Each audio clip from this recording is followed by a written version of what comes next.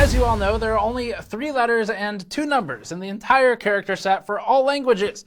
This is the HAF 500. It's not to be confused with the H500, the H500P, the H500 from NZXT, the H500 from, was it Thermals HAF, or the H500M, or the H500P mesh, which is a different case from the others, or the H500 blank.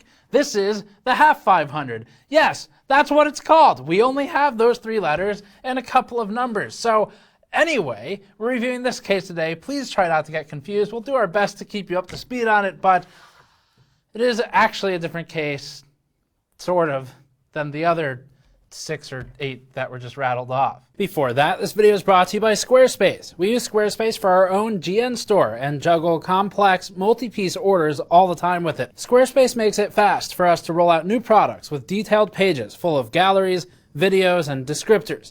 It's also useful for your own resume sites, for photographer or project portfolios, or for starting your new small business idea.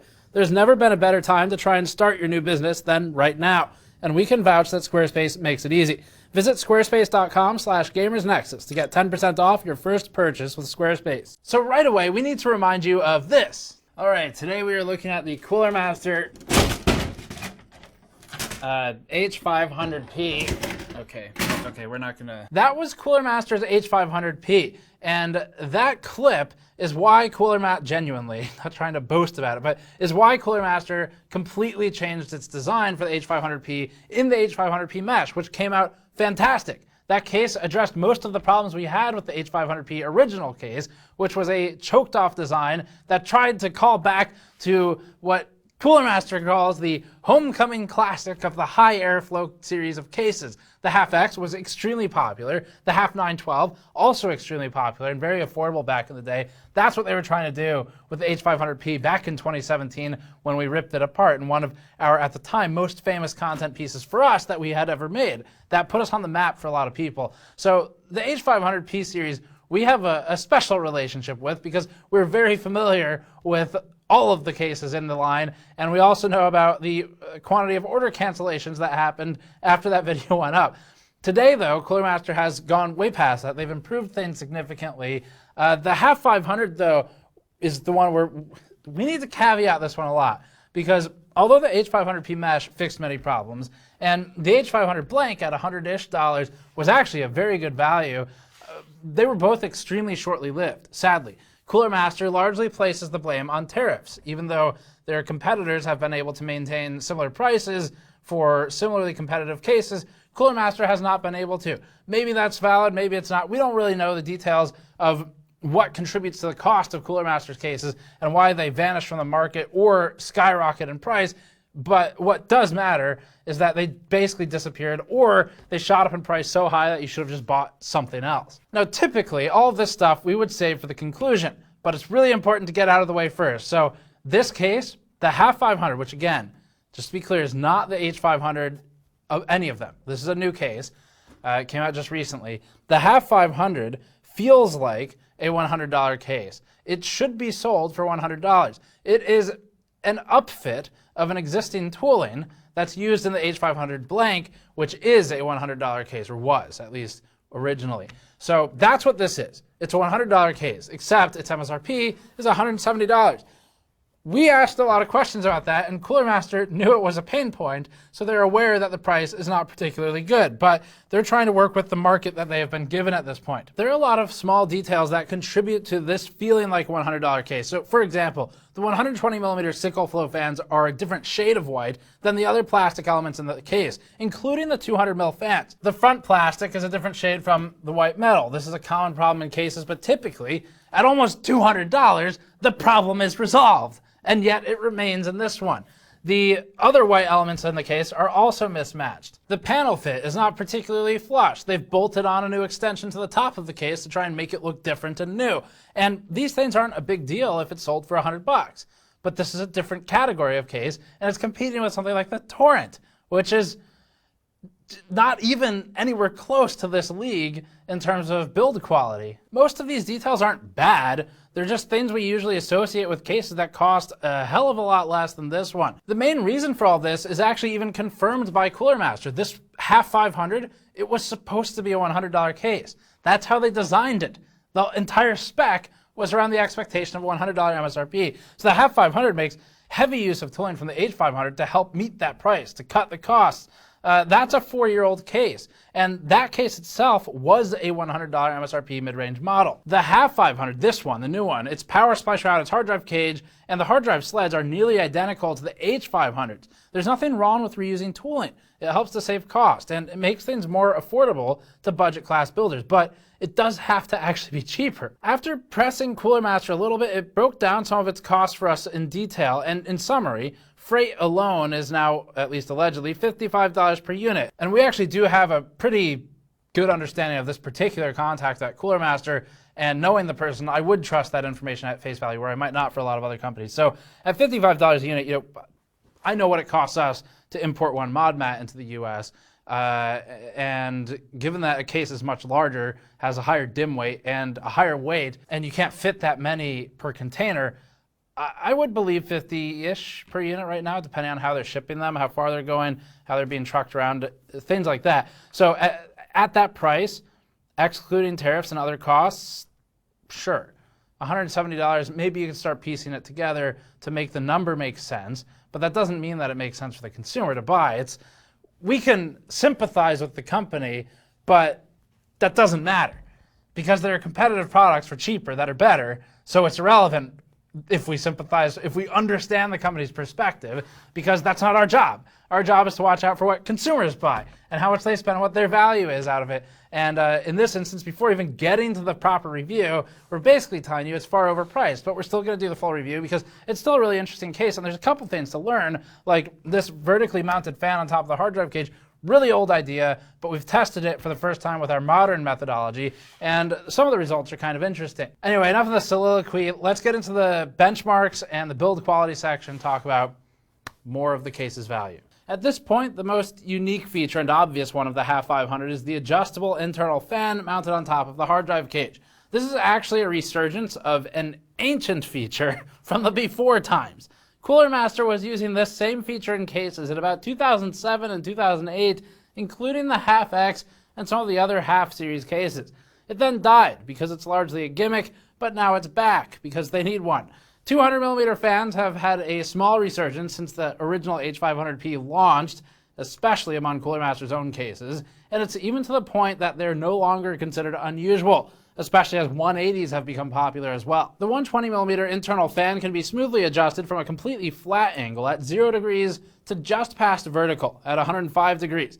But the length and the thickness of the installed GPU determines the maximum angle. A thumb screw is used to lock the fan into position. We'll cover how this all works thermally a little bit later on in the review, but ultimately in a modern case, a more advanced reservoir mounting point would also have been a useful option, maybe a more useful option. Instead, though, the top of the hard drive cage has been largely cut away to improve airflow. Not really a huge loss, but the inclusion of this fan is also not necessarily a huge gain. So it's just sort of an interesting feature that doesn't look particularly good. The HAF 500's front panel is a simple metal mesh as opposed to the dual layer metal and nylon mesh of the H500. And again, those are different cases. The ventilated area on the front of the two cases is approximately equal in size, but the H500 has additional ventilation on the sides and bottom of the panel, a necessity since an acrylic plate could optionally be swapped in for the mesh front. At the top of the case, the HAF 500 has a significantly larger vent,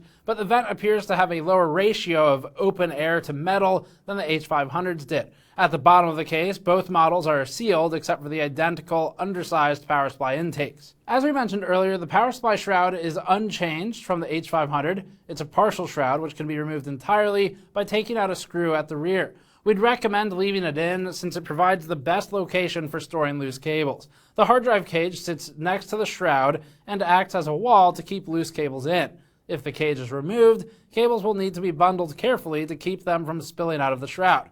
The downside of this removable shroud is that it's sealed off on one side by the motherboard tray, so the shroud must be removed to work with the power supply or cables. One returning feature of the H500 that we've grown more conscious of over time is the lack of 200mm cutouts for the front fans. The 200mm intakes are bolted to the outside of the case over the cutouts that are designed with 120mm fans in mind. So that blocks much of the surface area that 200 provides.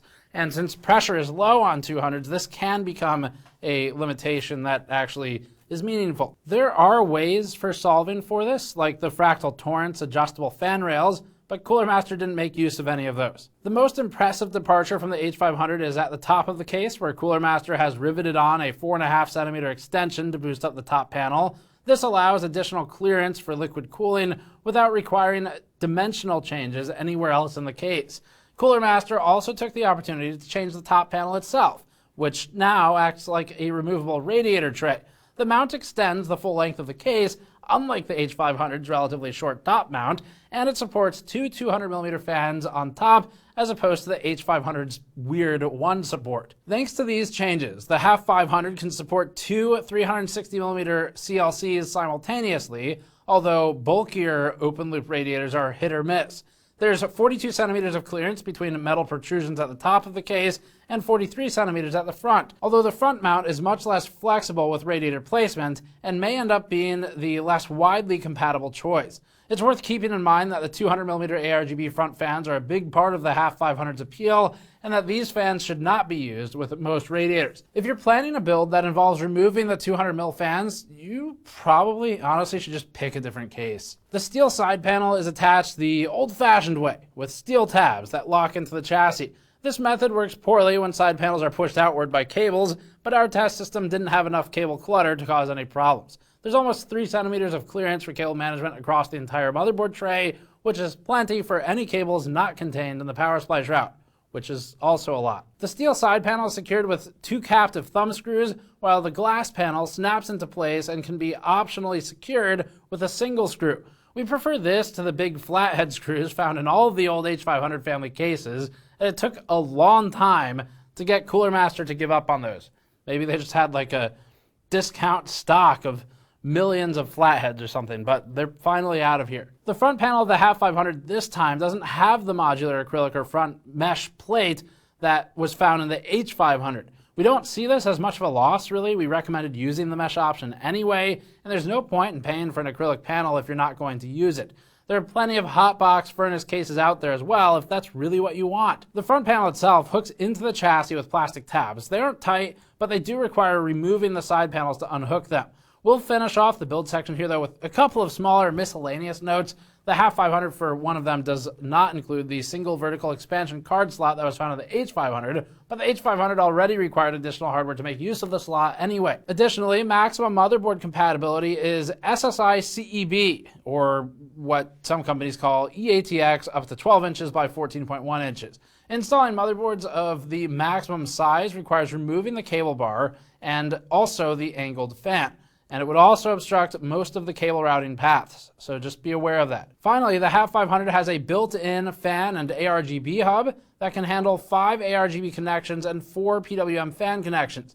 The hub can accept PWM and ARGB control via motherboard headers, but it also has several baked-in lighting patterns that can be cycled by jumping 2 pins with the reset button. The two 120mm fans can be PWM controlled, but the 200mm fans, which use 3-pin connectors, cannot. Attempting to use PWM will leave them running at max speed. Having gone through all of that, let's start getting into the thermals section. This is where we'll test thermals and noise. Obviously, we have the usual configurations, but also we tested a few configurations for the interior fan. First, a 45-degree angle that matches most of the marketing images on the HAF 500 product page. Second, as close to vertical as we could manage without bumping into the GPU. And third, no interior fan at all. We selected the 45-degree configuration as the default for our standard suite of tests because it's the arrangement that Cooler Master shows the most frequently. Starting off with the full system torture workload, and just with the HAF or the H500 series cases, the CPU averaged 46 degrees Celsius above ambient with the new HAF 500 stock test.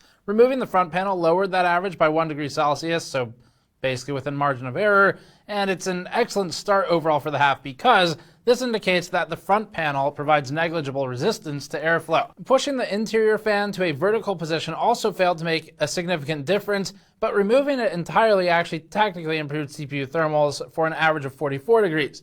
The interior fan is evidently doing its job by moving air around, but some of that heat is moved into the upper half of the case alongside the CPU cooler. We'll look at the GPU temperatures soon though.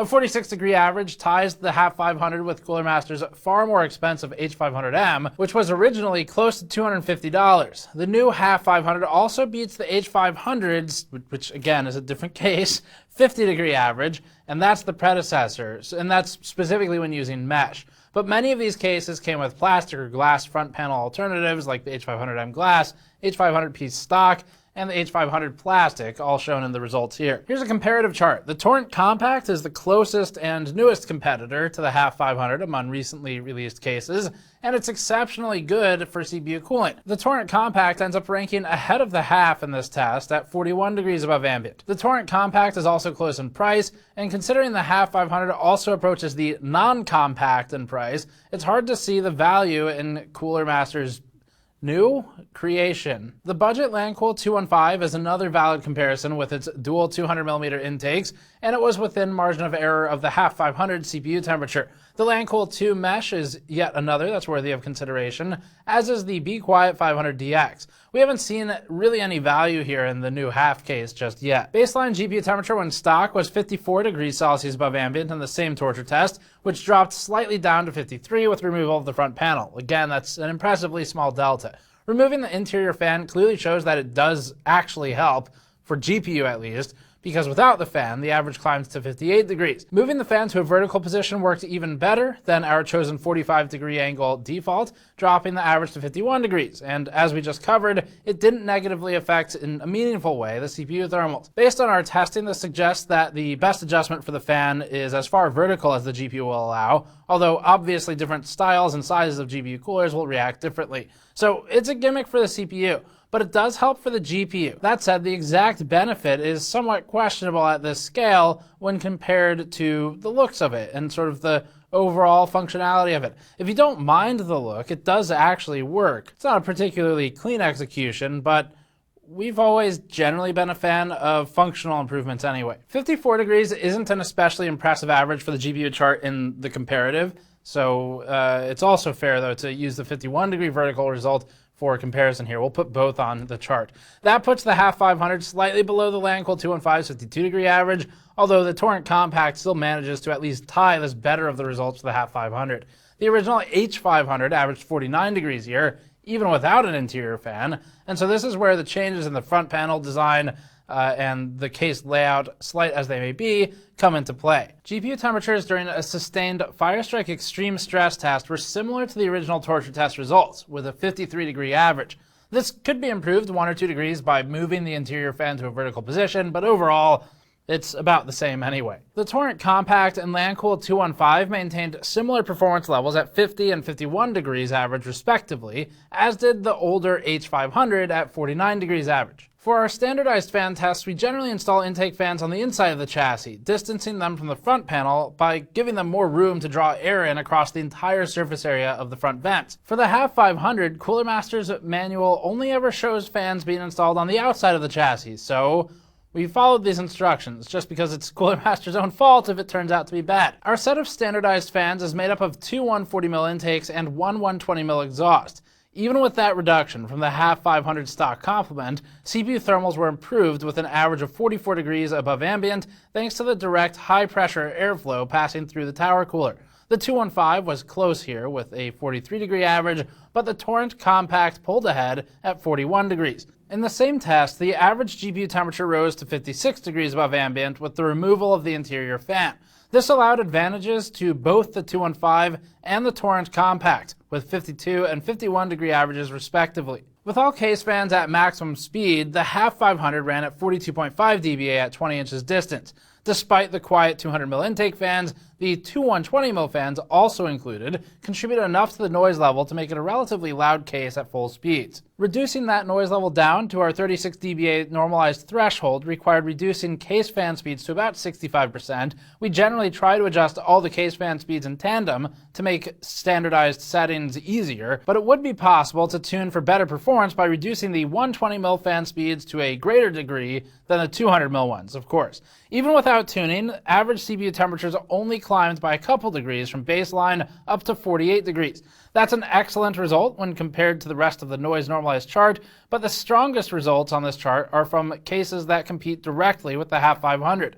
the Lancool 215 at 47 degrees, and the Torrent Compact at 44 degrees would be those comparisons. Even more impressively, the average GPU temperature wasn't significantly changed with noise normalization. The average remained 54 degrees. Again, this could potentially be bumped down a couple degrees further by pushing the interior fan to a more vertical angle. As is, though, the HAF 500 is already only slightly warmer than the 215's 53 degree average, and it technically beats the Torrent Compact's 56 degree average. So that's it. We basically already gave you the conclusion at the beginning, but a couple final points here. The HAF 500 is a refresh of a case that we reviewed positively, the H500, and therefore we like most of the HAF 500 standalone in a vacuum, ignoring the price. The positivity of the H500 in our review was based on that budget price. Extremely accessible, as in relatively cheap and globally available airflow case that performed very well. Is shockingly portable for what it was. Not a huge selling point, but it was a nice feature.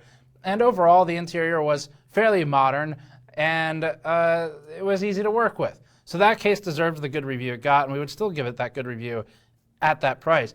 The HAF 500 can still be found for $150 at the moment.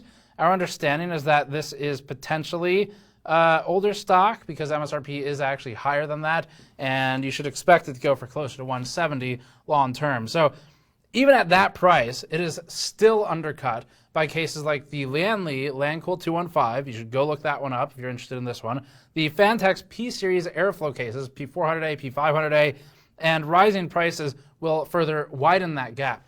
The Torrent Compact is fairly new. It's a little smaller, yes, but that case isn't far off in price. The Torrent itself, a phenomenal case, especially compared to this, is like $180 MSRP. So it's only 10 more than the MSRP of this. And again, it really, genuinely, it's more the difference of comparing a $100 case versus $180. If you've ever even just seen them in a store, seen them online, you understand the massive difference in the feature set and the build quality, all that. A $180 case is absolutely not necessary for basically any build. You can get along really far with a $70 case, $50 case, but it is better. And it's especially better than one that was designed to meet a $100 price. And although it may not be Cooler Master's fault, at least in its entirety, that they feel they have to sell this case for have to sell this case for $70 more than the expected price, it still doesn't change the fact, obviously, that you just buy a cheaper, better case from someone else, or same price, better case from someone else. And just looking for advantages here, the HAF 500's biggest advantage over similar cases, including the Compact, would be its radiator compatibility, which is impressive for a mid-tower of this size. So that's kind of the biggest upside we could find. So this is just fairly disappointing at the price point. The case, if we strip away the price, is overall okay. Some of the color mismatches just make it really cheapens the overall perception of the case in terms of attention to detail, quality. It should have some better tooling in areas like these 200mm fans that are, 30% blocked off by the case itself. It's just really weird stuff like that. So we're writing this one off as basically a loss for the case market. This does not interest us. It's far too expensive. It doesn't move the needle at all. Not moving the needle is fine. You don't have to innovate, but price. So what we're interested in at this point would be seeing more of Cooler Master's new flagship HAF 700 Evo and any products that spin off from it that is not the same as the H700 from NZXT. Keep that in mind. It appears to be a much greater departure from Cooler Master's existing cases in the lineup, and the 700 Evo is already ridiculously expensive, which may make some of the price bumps a little bit easier to handle just because it's already sort of in that upper pricing class. The percentage change feels a little bit less damaging when you're buying it. So that's it for this one. This is a don't buy from us at the price. It is far too expensive, and this isn't even like a GPU market comparison where we're talking MSRP to MSRP. This is like you can actually buy competing products in volume. You could buy hundreds of them if you wanted at cheaper prices. So no to this. All right, that's it for this one. Check back for the 700 Evo when we get one. Go to store.gamersnexus.net to help us out directly by grabbing something like the coasters, the mod mats, the toolkits, or other items. Even just shirts helps us a lot. Or patreon.com/gamersnexus for bonus behind-the-scenes videos. We'll see you all next time.